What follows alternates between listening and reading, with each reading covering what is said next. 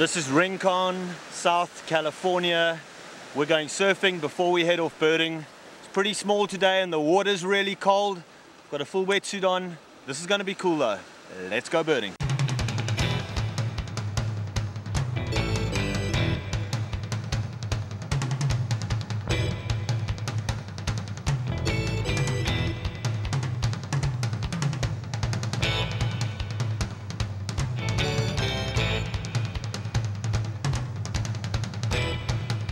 A little wave at Rincon, very small, but great fun in the sun. Southern California, let's go birding. Now is the time of your life. Oh, now is the time. It's a sweet ride to the end of the line. Now is the time. It's the right time to come alive. Now is the time of your life. Oh, now is the time of your life. Smoking ponies. Did you see that bird? And this is the perfect habitat for this bird. Yeah. That's what I call birding. Awesome. That's our golden bird.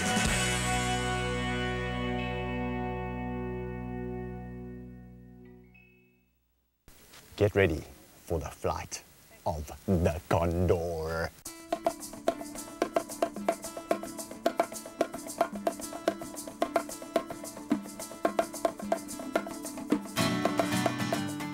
This week's birding adventure takes us to the state of California, where we're going to look for our golden bird, the California condor. California and Arizona are the two only places in the United States where you can reliably view the California condor. Of the 3 vulture species found in North America, the California condor is without doubt the most majestic, the most graceful, and the most beautiful. The smallest of the 3 vulture species found on the eastern side of the United States is the black vulture, clearly identifiable by its white wingtips in flight. Turkey vultures are the most common of all the vulture species found right throughout the continental United States. They are distinguished by having a very, very clear and broad white wing panel in flight. The turkey vulture is the vulture most commonly seen at garbage dumps, and it's often seen in large numbers soaring above the North American landscape. It's one thing going out and looking for the California condor, but I really wanted to experience what it is like for a condor to soar above the landscape. Well now, if you want to learn a little bit about condors, you've got to get into their space. And this is exactly what I'm going to be doing now. I'm going to learn how to fly like a condor. Let's go birding.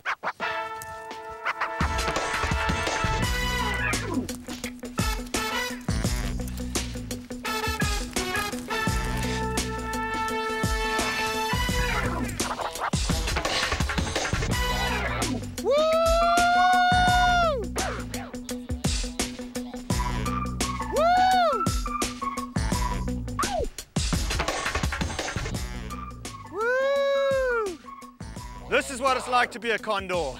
I'm coming into my carcass. Woo! Let's go birding! Woo! That was awesome, and that is flying. And that is why we do this show, is to bring you the adventure of birding across the world. Woo! He did great, man. He had a really good launch, and he relaxed up there, and he listened to everything I had to say. So he did great. Good launch, good flight, good landing. Go pick him up for another one. Eagle paragliding, the place to go if you want to learn how to do this incredible sport. Fly like the birds, eagle paragliding. Woo!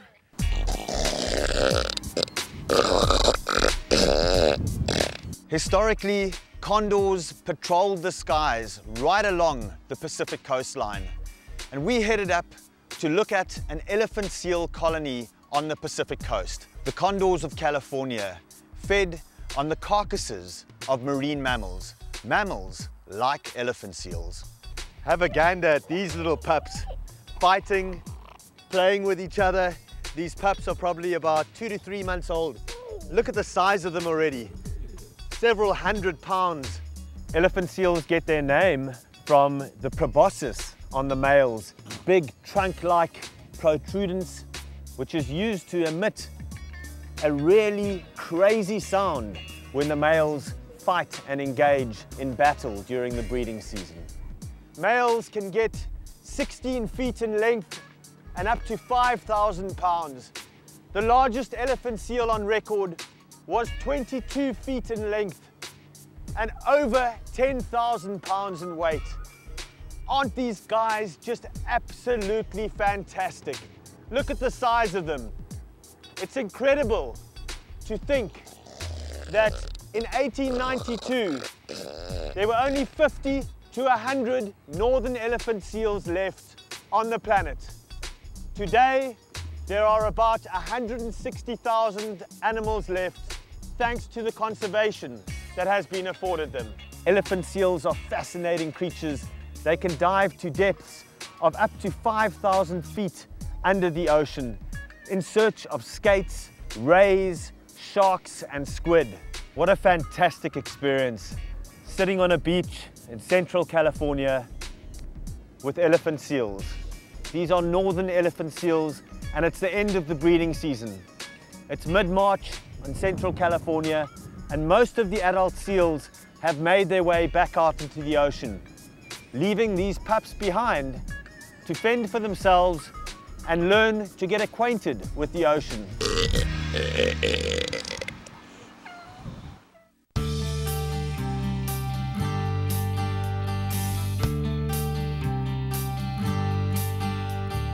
Heading up early one morning to the Bitter Creek National Wildlife Refuge, I prepared myself for some beautiful, sunny Southern California weather. Flaming pheasants, is it cold? We've just stopped to answer the call of nature, and I guess I came unprepared for this trip. I expected coming to California it was going to be nice and balmy weather.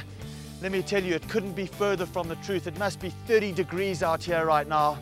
We're in the Los Padres National Forest looking for California condors. And although I'm freezing my bones, I can tell you this is so worth it because we're about to see one of the rarest birds in the world. Bitter Creek is situated right on the edge of the Los Padres National Forest. It is a place of stupendous beauty and lies right in the middle of an area well renowned for its seismic activity. We're looking for condors slap bang in the middle of the San Andreas fault line, a fault line that runs from north to south down the length of California for 800 miles.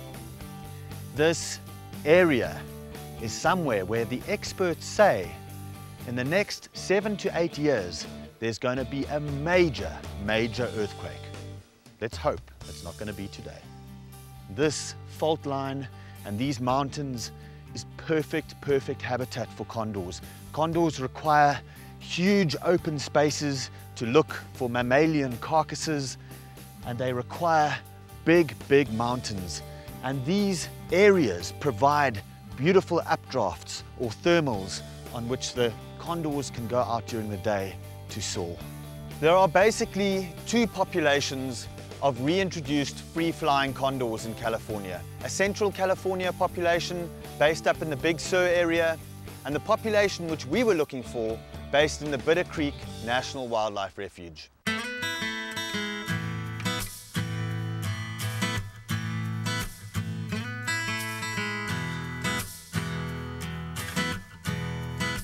Our hosts for the search for the California condor were the excellent staff from the US Fish and Wildlife Service and the California Audubon Society. The guys at the US Fish and Wildlife Service gave us full access to the flight pen where a captive condor had just been recaptured from the wild to enter the captive condor breeding program. This flight pen is designed to be a place where we can bring birds before we release them. We put them in this flight pen for a couple of weeks to a couple of months. They get used to being out in this location. They get familiar with the landmarks that they can see on the horizon. They get comfortable with the time of day that the sun sets and that the sun rises. They get comfortable with the temperature. They know when the wind is coming up. With a bird with a 9.5-foot wingspan, they're very aware of the wind, and they need wind for the most part to fly. When there's a nice steady wind, they can fly literally hundreds of miles without flapping their wings sometimes. So they're very keyed in on the wind, and in having this soft release, by having them out in the wild essentially, in this flight pen for a while, they learn about the environment that we hope that they will stay in for a while, and then they're released out into the wild, and they think of this as home. So they can come back here. For a while we will feed them. We offer them food. Sometimes they eat it, sometimes they start to find food out in the wild on their own relatively rapidly. So this is just a place where we can slowly release the birds, or do what we call a soft release out into the wild, and they become much more habituated with this area. I can't wait to go see these guys in the wild. I don't think anybody can really appreciate the size of a condor unless you are close to it. This is one of the world's largest flying birds. I mean, he's just ginormous, this bird. You'll notice how white this condor's legs are, and that's a phenomenon in the natural world called urohydrosis, which is a process where birds will urinate onto their legs as a cooling mechanism. Get a look at how dramatic this landscape is. Behind me lies Pit Trap Peak. This was the peak, or the site, of the last known wild condor. This is the exact location that the last wild condor was trapped in 1987. We were really lucky to meet the man who caught the last known wild condor. The last bird was difficult. We caught, I believe it was AC6, who was the second to the last bird. And that was in the late fall, winter of 1986. It would be 3 months or more, 3.5 months before we would catch AC9, who was then the last California condor, free-flying California condor in the wild. This was a unique situation because AC9 had seen birds caught in pit traps, had seen birds caught in cannon nets, and was quite an intelligent California condor by my way of thinking. It occurred to me that the reason we weren't catching this bird was it was leery of the pit traps because it had seen some other birds caught in the pit trap. It's also leery of the cannon net because of the blind. So I said, we'll put a carcass in front of the pit trap and a carcass in front of the cannon net, and I'll detonate the cannon net from the pit trap. So he came in, and there were a couple eagles feeding.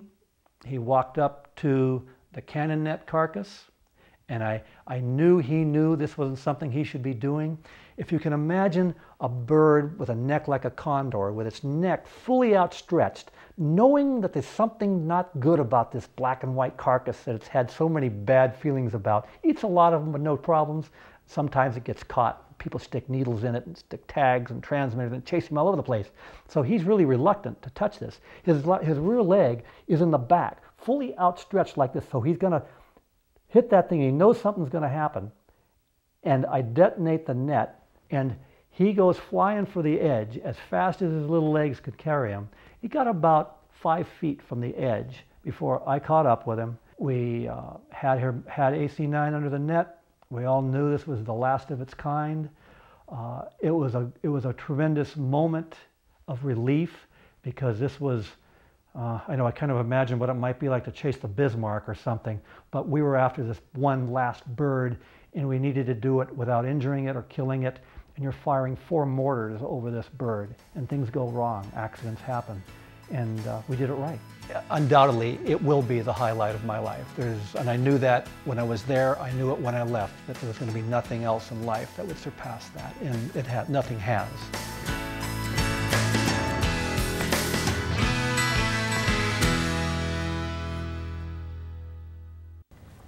Mike, stop. I think we've got one here. Stop. Let me just see, there's a big bird flying over here. Hold on.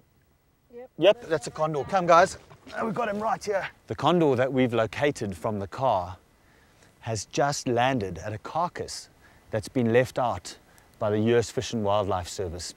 And on closer inspection of the bird's wing tag, we found that this is a female that they have just located the nest of in a remote section of the National Wildlife Refuge. And the guys at the US Fish and Wildlife Service tell me that she's got an egg as well. The egg was laid about 5 days ago. So hopefully, in the not too distant future, we're going to have another young condor adding to the population of this incredible bird.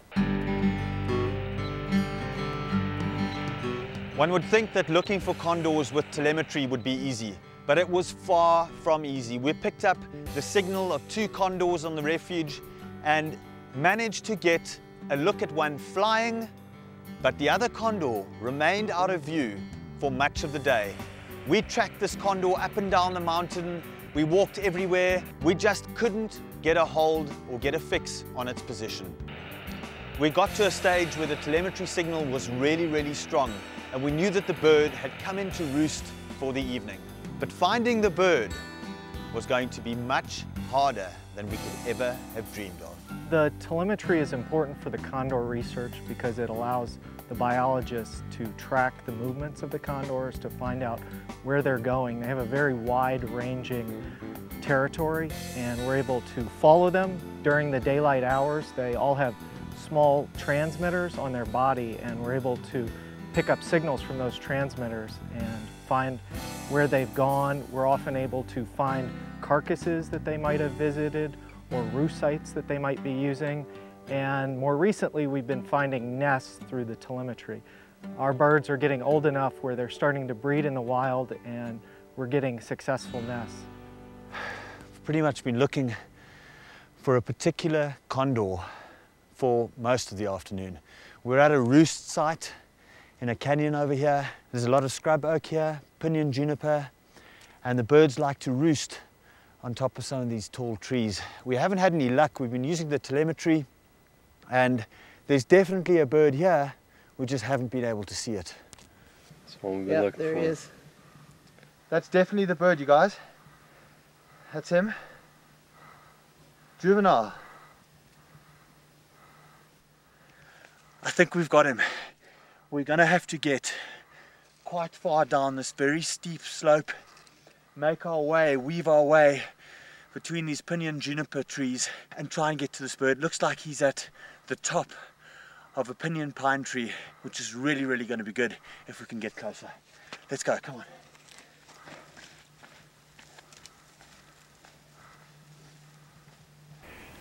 We've got in really quietly. We're within about 100 feet of a California condor at the top of this tree. This is absolutely incredible. Californian condors used to range all the way from Canada, all the way south to Mexico, and eastwards towards Colorado and Utah. In the 1950s, there were probably only about 130 birds left. By 1968, there were as few as 60 birds left. And by 1978, only 21 birds remained in the wild. We are incredibly privileged to view this bird. This is an incredible conservation success story, to view the California condor in its natural habitat that's been saved by the intervention of man. The outlook for the California condor is pretty good. We've come a long way from only about 20 condors out in the wild at their low point back in the 1980s to now over 300 condors total, more than half of which are out in the wild. So we've come a long way. We have a long way to go, but we're seeing a lot of success, and I think there's more success on the horizon. I'm incredibly optimistic that the condor will be successfully reinstated in California. It's been, as you know, being reintroduced into northern Mexico, Arizona. I think Oregon's on the horizon. So speaking for myself, to have been part of that program early on was and is the ultimate privilege of life. Nothing's going to get any better than that. Well,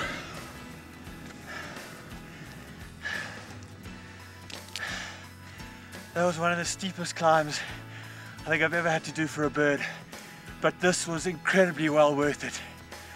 California condor, up close and personal, at its best. Yeah, our golden bird.